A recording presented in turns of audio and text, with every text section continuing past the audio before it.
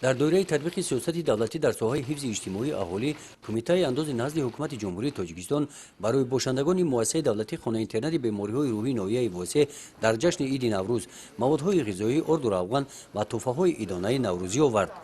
در خانه اینترنت بیماری‌های روحی ناحیه واسع 220 نفر بیماران با طبابت فرا گرفته شده زندگی می‌کنند.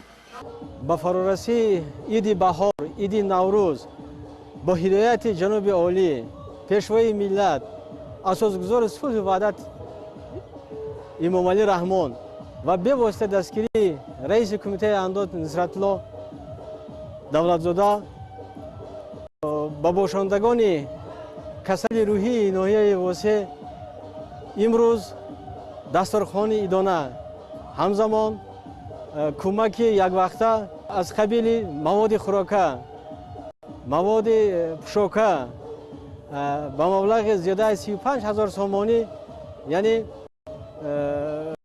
یاردم دسترس کرده شد. نمایندگان ریاست کمیته انداز، کارمندان نظارت انداز ناحیه واسع، باشندگان خانه اینترنت را بخشیده به عید نوروز تبریک نموده از نام پیشوای ملت پرزیدنت جمهوری تاجیکستان محترم امام علی رحمان با آنها تحفه‌های عیدانه تقسیم کردند. ما میندار هستیم که ما را دستگیر میکنن، ما را چی میکنن، شکرانه میکنن. کمیته انداز هم از روبریت از همه آنها ما میندار هستیم. نوروز شما مبارک باشد. باشندگان خانه اینترنت و کارمندان این مؤسسه دولتی شکرانه از صاحب استقلالی کشور نموده عید نوروز را در سطح بلند با نمایش هنرهای مردمی و طعامهای ملی خاص نوروزی جشن گرفتند. در جشنواره واسطه‌های گوناگون استحصالات که تا زمان ما میراث ماندند به نمایش گذاشته شدند.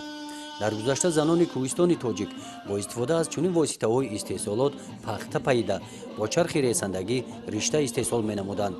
این گواهی از آن می‌دهد که زنان تاجیک هنرمند هستند.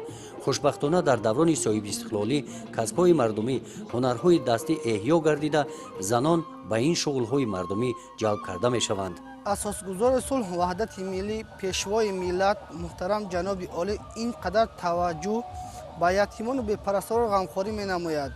نیز دستور سپارش‌های اساسگزار صلح و وحدت ملی سرپرست مؤسسه دولتی خانه اینترنت بیماران روحی ناحیه واسع کمیته انداز نزد حکومت جمهوری تاجیکستان می باشد که در هر جشن و مراسم ها کمک بی‌غرضانه خود را می‌رساند. نیز در عرفه جشن نوروز بین المللی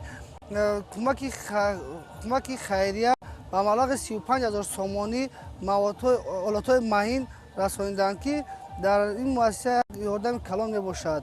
همین را قید کردیم که دستور سپارش‌های جناب عالی در عرفه جشن این نوروز از طرف اوریانباب به مبلغ 26,170 سامانی کمک رسانیدند.